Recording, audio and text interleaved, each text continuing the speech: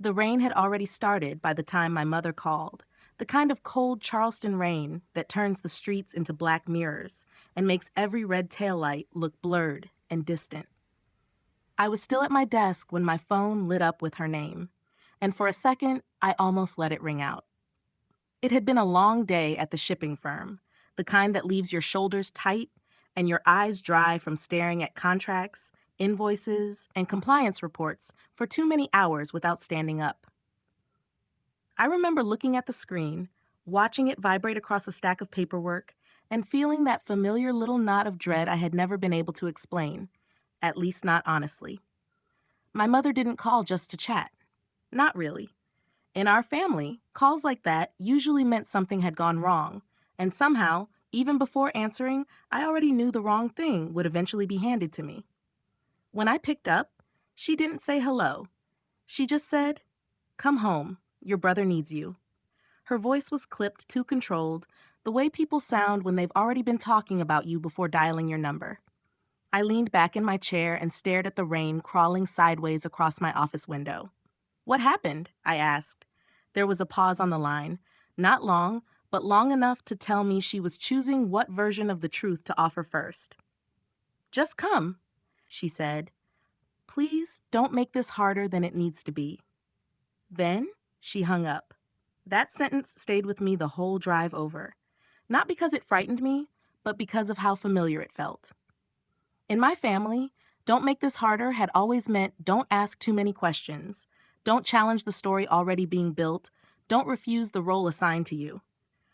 My parents lived 20 minutes away in the same old white house with dark shutters, the same house where I had grown up learning that competence was both a compliment and a trap.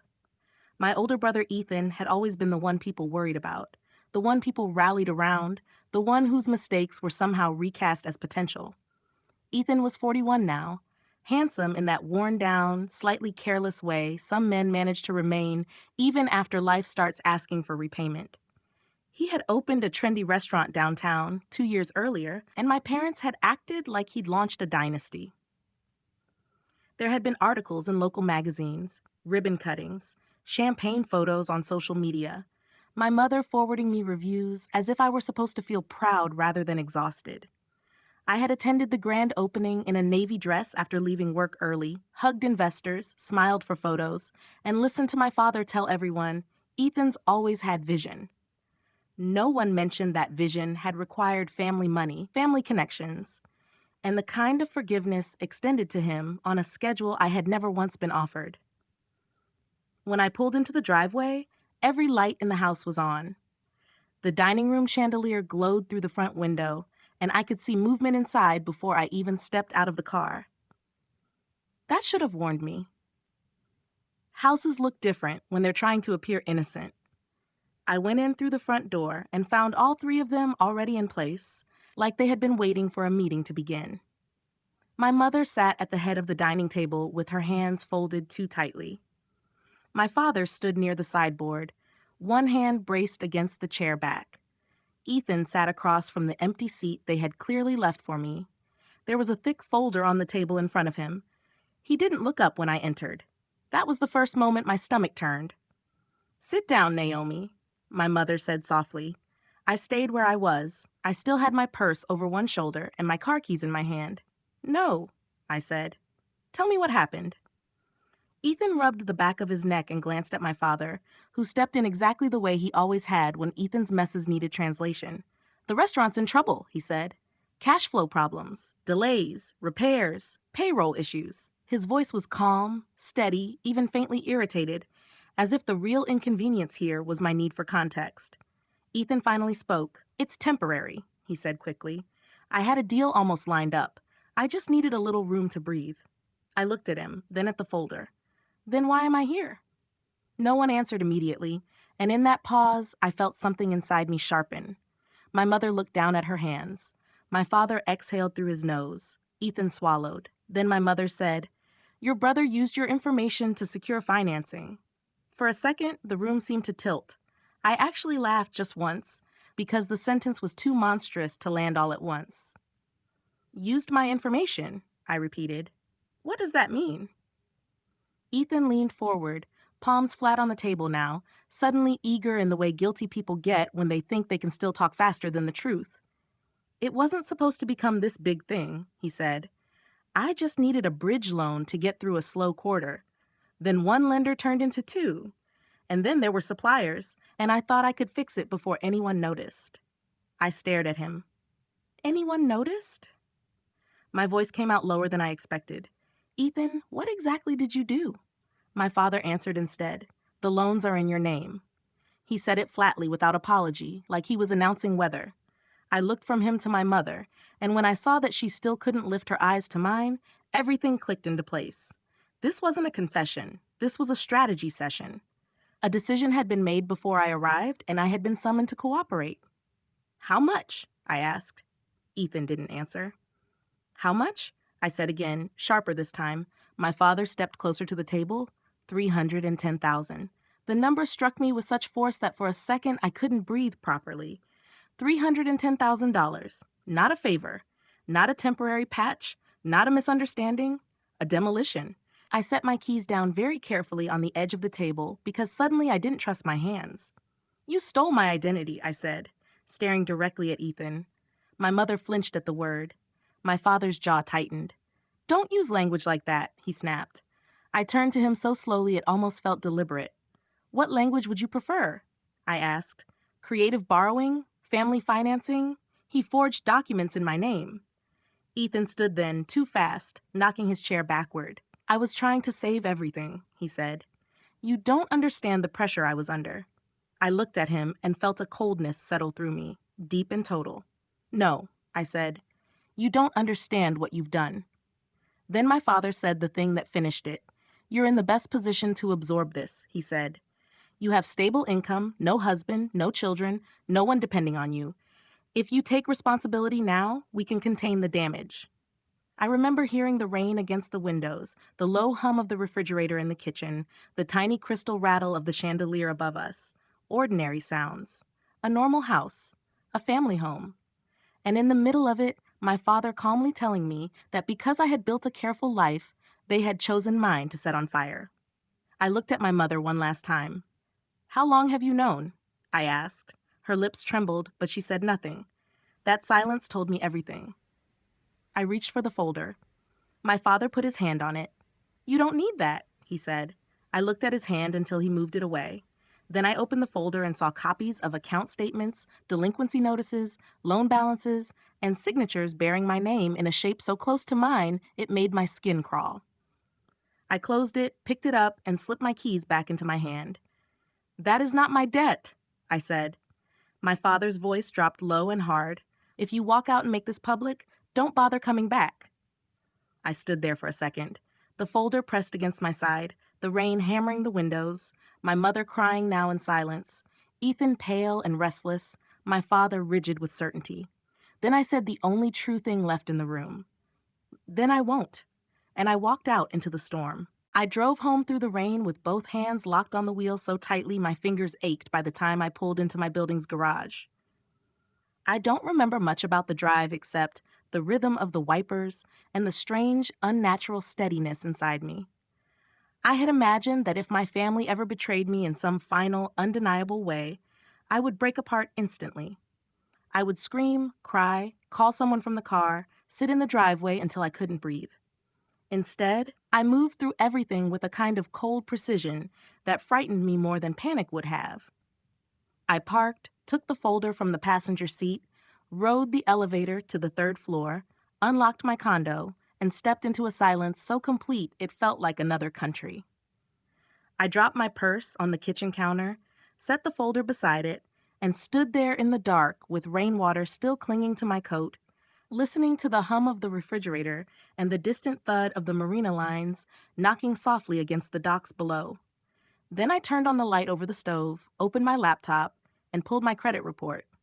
The first number I saw made my stomach drop so hard I had to sit down. My score had fallen 168 points in less than 3 months. Not because I had missed a payment, not because I had overextended myself, not because of anything I had actually done. The report loaded slowly, line by line, account by account, and with every second, the shape of the lie grew larger. There was the first loan tied to Ethan's restaurant, already delinquent, then another commercial line of credit from an institution I had never done business with, then a private lending account, then a revolving personal credit line I had never opened with a balance high enough to make my hands start shaking for the first time that night.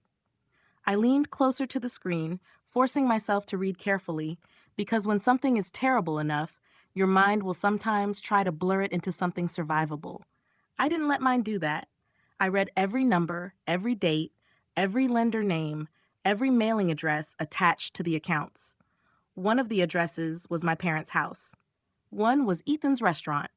One was a post office box I didn't recognize. The oldest account had been opened almost 2 years earlier. Not weeks, not months. 2 years. That was when I realized the lie was older than the emergency they had dragged me into. This had not been desperation. This had been a system.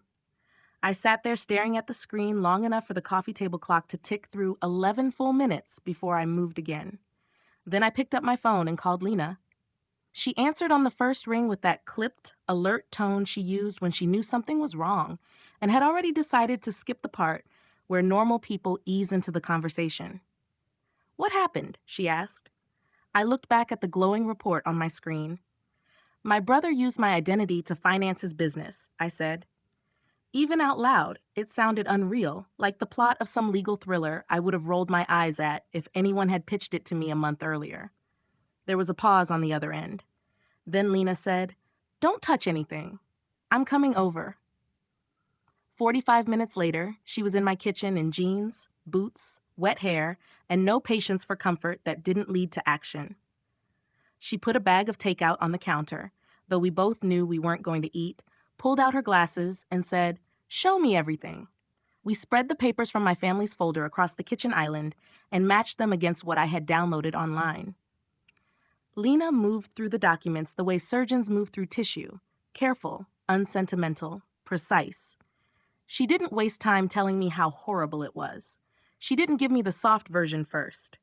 She simply read, organized, compared, and occasionally asked a question so sharp it cut through the fog in my head.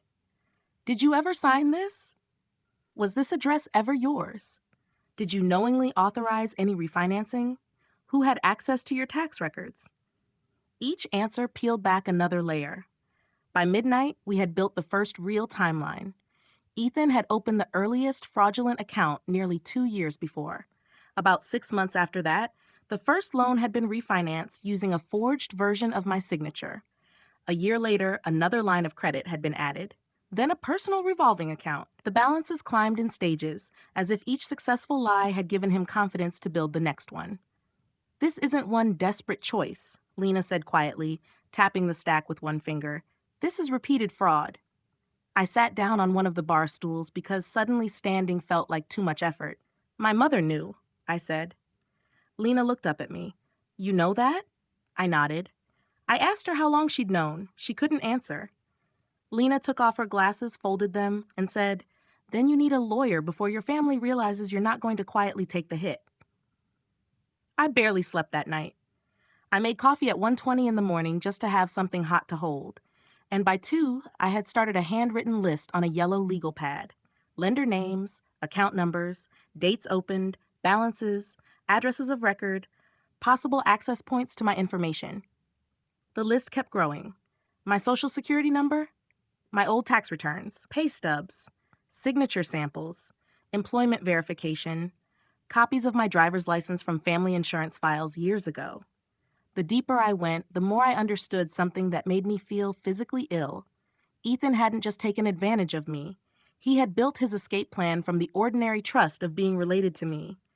The open kitchen drawer at my parents' house where old forms were kept, the file cabinet in the study, the family emails with attachments no one thought twice about, my mother asking for a document just in case, my father collecting records for one harmless reason or another. Trust in my family had not been shattered in one blow. It had been mined slowly, carefully for parts. The next morning, I went to work because the alternative was sitting alone inside the truth too early. I wore a navy blouse, answered emails, took 2 meetings, and corrected a contract summary while my entire financial life sat in fragments inside my handbag.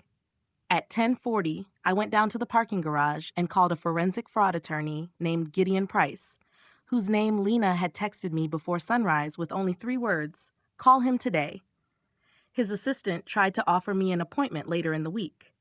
I heard myself say, "I need help before my family buries this any deeper." Something in my voice changed her tone immediately. She told me to come at 3:15. I spent the next 4 hours pretending to function normally while my phone lit up repeatedly with missed calls from my mother, then Ethan, then my father. I didn't answer any of them. Their chance at a family conversation had ended the moment they decided I was the cost of keeping Ethan afloat. Gideon's office sat above Broad Street in a red brick building with tall windows and an unnervingly calm reception area. He was younger than I expected, maybe mid-40s, with a sharp face and the kind of stillness that made people stop talking nonsense in front of him. I handed him the folder from my parents, the printouts from my credit report, and the timeline Lena and I had built. He read every page without interruption. I watched him the way a patient watches a doctor's face for signs before the diagnosis is spoken aloud. Finally, he stacked the documents neatly, rested both forearms on the desk, and looked straight at me. "Some of these signatures are forged," he said. The word landed in the room like iron. Not misunderstood, not borrowed, not blurred by family dynamics. Forged. He let that settle for a moment, then said, "And based on the pattern here, this could expand beyond identity theft into financial fraud involving multiple institutions." I felt my chest tighten, but underneath it, something steadier began to rise. Not relief. Not yet. Something closer to certainty. Gideon slid the papers back toward me and asked, "Do you want to save your brother, or do you want to save yourself?" I looked down at the copies of my own stolen name, then back at him. My voice came out clear. "My family already answered that question for me," I said. "Now I'm answering it for myself." By the time I left Gideon Price's office, the sky over Charleston had turned the color of steel, and the air had that heavy stillness that comes before another storm. I stood on the sidewalk with the folder pressed against my ribs and felt something inside me shift into place. Not peace, not yet, but structure, direction, a path forward that did not require my family's permission. Gideon had moved quickly, almost clinically, the way competent people do when they understand that hesitation is the luxury of the uninvolved. We froze my credit that same afternoon. He contacted the major bureaus, flagged the suspicious accounts, and prepared the first formal fraud notices to the lenders tied to my name. He told me not to answer calls from my family, not to explain, not to warn, not to negotiate. "Anyone who participated," he said, "or knowingly concealed what happened will use emotion to regain control before facts lock them out."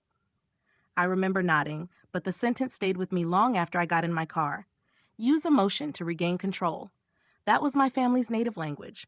Not truth, not accountability, emotion, urgency, obligation, guilt dressed up as love. The calls started before I even got home. My phone lit up on the passenger seat 3 times at a red light, my father's name appearing and disappearing like something trying to claw its way back into my life. Then my mother. Then Ethan. Then my mother again. I kept driving. When I pulled into my building's garage, I sat in the parked car for almost a minute, staring at the dark concrete wall in front of me, while the phone buzzed again in my hand. This time it was a text from Ethan. "Please let me explain before you destroy everything." I read it once and felt something cold settle over me.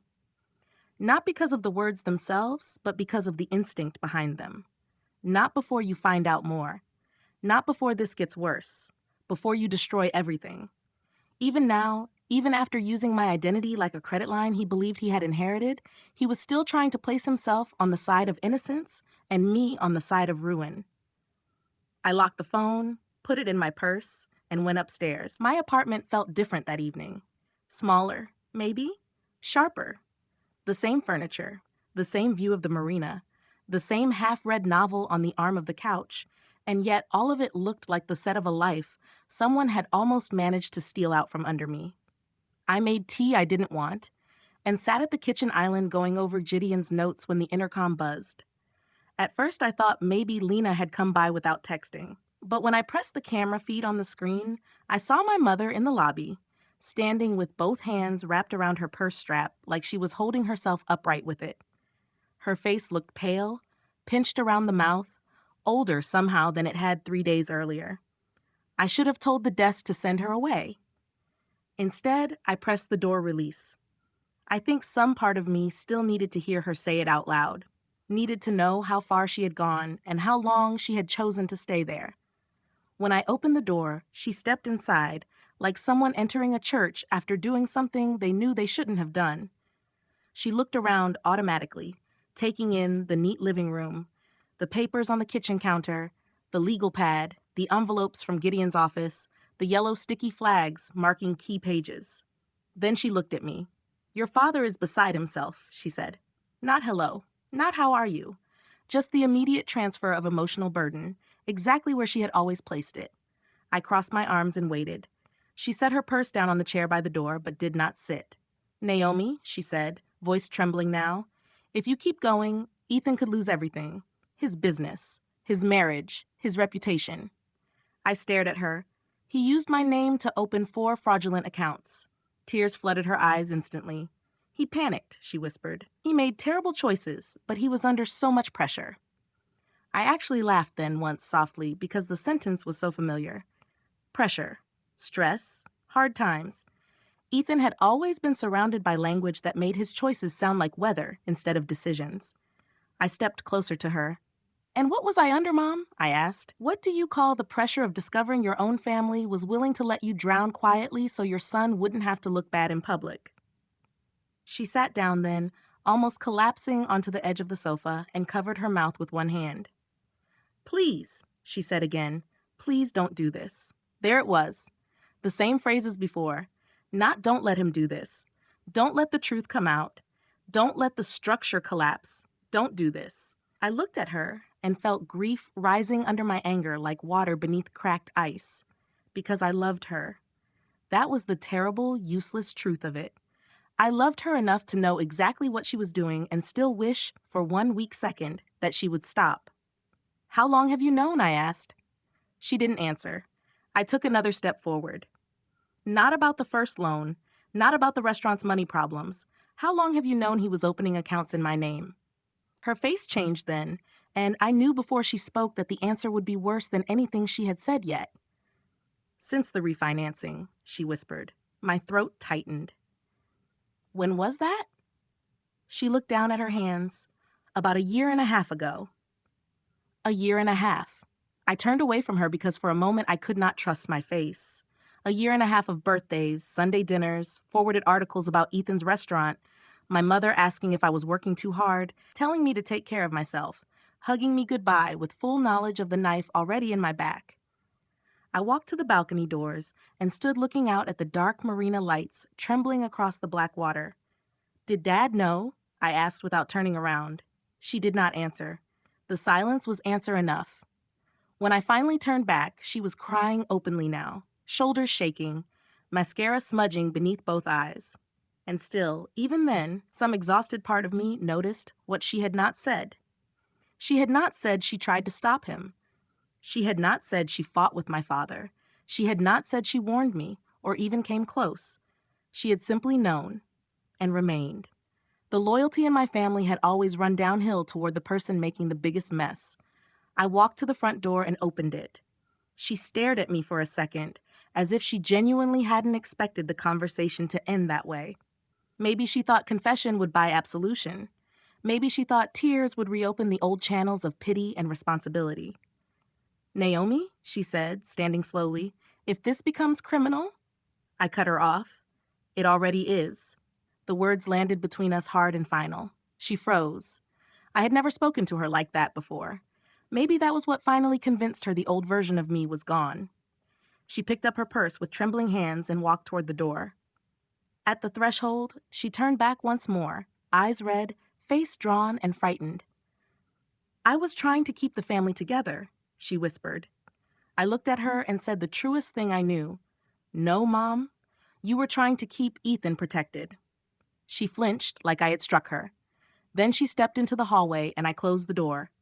I stood there afterward with one hand still on the lock, listening to the muffled sound of her crying on the other side. Not loudly, just enough for me to hear the shape of it. For a moment, I leaned my forehead against the wood and shut my eyes. The grief came then, sudden and brutal, not for Ethan, not even for the money or the fraud or the wreckage waiting ahead, but for the final collapse of the story I had been telling myself for years. That if something big enough ever happened, if the stakes were finally high enough, my mother would choose what was right over what was familiar. She hadn't. She had chosen the same thing she had always chosen, the version of peace that demanded my silence. I slid down slowly until I was sitting on the floor with my back against the door, breathing hard in the dark hallway of my own condo. Outside, thunder rolled somewhere over the harbor. Inside, the apartment was silent, except for my own breathing. And in that silence, one truth rose above all the others. Whatever happened next, I was done carrying this family on the strength of my own destruction. 3 days later, my family came to my building together. The front desk called while I was at my kitchen counter, sorting through another stack of paperwork Gideon had sent over by courier. The young man downstairs, polite as ever, said, "Miss Mercer, there are 4 people here asking to come up. They say it's urgent." I already knew who it was before he finished the sentence. There is a certain kind of urgency families perform when the consequences they thought they could manage begin moving without them. I asked him to describe them anyway. An older man, an older woman, a man in his 40s, a woman with him. I closed my eyes for a second, then opened them and said, "Send them up." After I hung up, I stood very still in the middle of my living room and looked around the apartment. The gray sofa, the glass coffee table, the marina beyond the balcony doors, silver under a low afternoon sky, the neat stacks of documents on my kitchen island, everything in its place, everything mine. Then the elevator opened down the hall, footsteps approached, and a knock came at the door. When I opened it, my father stood at the front of the group, jaw set, shoulders squared, as if he could still posture his way through reality. My mother stood half a step behind him, hands twisted together so tightly the knuckles looked bloodless. Ethan was there too, pale, tired, his hair uncombed, his confidence stripped down to something raw and frightened. Beside him stood his wife, Marisol, who looked like she hadn't slept in days and might have been crying in the car all the way over. No one spoke right away. For one strange second, we all just looked at each other in the doorway, and I thought about how many years of my life had been spent fearing scenes exactly like this. Confrontation, disapproval, the weight of everyone's expectations pressing in at once. But fear changes when it finally finds a wall. I stepped aside and said, "You have 5 minutes." My father's face tightened at the tone, but he walked in. No one sat down at first. They stood in my living room as if they were in a place they had no right to touch, which, for once, was exactly true. Ethan broke first. "Naomi," he said, voice shaking, "I know how bad this looks." I actually smiled at that, not because it was funny, but because even then, he was still talking about appearances, still reaching for the language of image instead of truth. "Looks?" I said. "You forged my name across multiple financial accounts. This isn't about how it looks." My mother flinched. My father stepped in immediately, the way he always had when Ethan needed someone else to carry the harder part of his mess. "We are here to find a solution," he said. "This has gone far enough." I looked at him. "No," I said quietly. "It has only finally reached the part where you can no longer control it." That landed. I saw it in all of their faces at once. Marisol sat down first, almost as if her legs had given out beneath her. She lowered herself onto the edge of my sofa and covered her mouth with one hand, eyes darting between Ethan and me, like she was still trying to decide which version of this she was hearing for the first time. Ethan stayed standing. "I was trying to save the restaurant," he said. "You don't understand how fast everything was falling apart. Payroll, vendors, the landlord." "Stop," I said. He did. The room went quiet. "Do not stand in my home and explain to me why you believed you were entitled to build a future out of my name." He looked like I had hit him. Maybe, in a way, I had.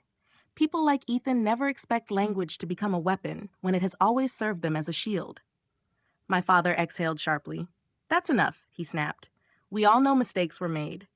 I turned to him slowly. "Mistakes?" I said. "A mistake is backing into a mailbox. This was fraud." My mother began to cry before I even finished the sentence, soft and hopeless, as if tears might still soften the edges of what the word meant. Then my father said the thing I think he believed would bring the room back under his command. "Tell us what you want," he said. I stared at him. There was something almost unbelievable in the shift. Just days earlier, he had been issuing verdicts from the dining room of the house where I grew up. Now he was bargaining. Now he wanted terms. Now he wanted a process. It might have been satisfying if it hadn't come so late. "What I want," I said, "is irrelevant now." Ethan blinked. My mother looked up. My father frowned. I let the silence stretch for a second before I continued. "The case has already moved beyond me. My attorney filed the disputes. The lenders were notified. The documentation is in motion. What happens next is not a family discussion." Ethan's face drained of color so quickly I saw it happen. "What did you do?" he whispered. I held his eyes and answered with a calm that surprised even me. "I protected myself." For a second, no one breathed. Then Ethan took one step back, as though the room itself had shifted under him. "Naomi, please," he said, and that word sounded different coming from him than it ever had from my father. Smaller, less practiced, almost childlike. "Just tell them I panicked. Tell them I was going to fix it. Tell them I never meant for." "I don't care what you meant," I said. The sharpness of my own voice cut through the room like glass. "Do you understand me? I do not care what story you were telling yourself while you used my identity as collateral." Marisol lowered her head, and I saw her shoulders begin to shake. My mother sank into the armchair nearest the window, as if she could no longer remain upright. Only my father stayed standing. But even he looked diminished now, as if certainty itself had begun leaking out of him. He stared at me for a long moment and said, "If you continue this family may never recover." I looked at him, and for the first time in my adult life, I didn't care whether my answer disappointed him. "Maybe," I said, "but a family that stays intact by sacrificing the same person over and over again is not something worth saving." That was the moment everything collapsed. Not dramatically, not all at once, but in visible stages. Ethan sat down heavily on the sofa beside Marisol and put both hands over his face. My mother started crying openly now, the kind of crying that comes when the lie you have been balancing finally becomes too heavy to hold. My father looked at all of us as though he had somehow wandered into a room where gravity no longer obeyed him. And for one brief second, I saw all of them clearly, not as the towering forces of my childhood, not as the emotional weather system I had spent years preparing for, but simply as people. Flawed, frightened, compromised people who had mistaken my resilience for permission. I walked to the front door and opened it. "You need to go," I said. No one argued. That was the astonishing part. Not one of them. Marisol stood first and touched Ethan's arm. He rose slowly, like someone much older than he was. My mother wiped her face and avoided my eyes. My father lingered 1 second longer than the others, as if still hoping authority might reassemble itself around him at the last moment. It didn't. Then he turned and walked out. When the door closed behind them, the apartment went completely still. I stood with my hand on the knob for a while, listening to the elevator doors open and close at the end of the hall. Then the building settled back into ordinary silence. A faint boat horn out on the water, the hum of my refrigerator, a gull somewhere beyond the balcony. I walked back into the living room and sat down in the chair my mother had just left, and I realized I was not shaking. I was not crying. I was not even angry in the way I had expected to be. What I felt was stranger and steadier than that. Relief. Not because everything was over. It wasn't. There would still be statements, disputes, affidavits, letters, calls, months of bureaucratic work to untangle what Ethan had done. But the hardest part had ended. The part where I still believed I owed them my silence. The part where I still thought keeping the peace was a moral duty. The part where I still confused being loved with being used carefully. I looked around my apartment, at the papers on the counter, the fading light over the marina, the life I had built without their permission, and for the first time since this began, I understood something simple and absolute. They had not come to take my future. They had come too late. Thank you so much for staying with Revenge Story House all the way to the end. Your time, support, and every single view mean more than you know. If this story touched you, surprised you, or kept you hooked, Please leave a comment below and share your thoughts. Don't forget to subscribe, click the bell icon, and stay with us for more powerful stories ahead. Until next time, take care, and I'll see you in the next story.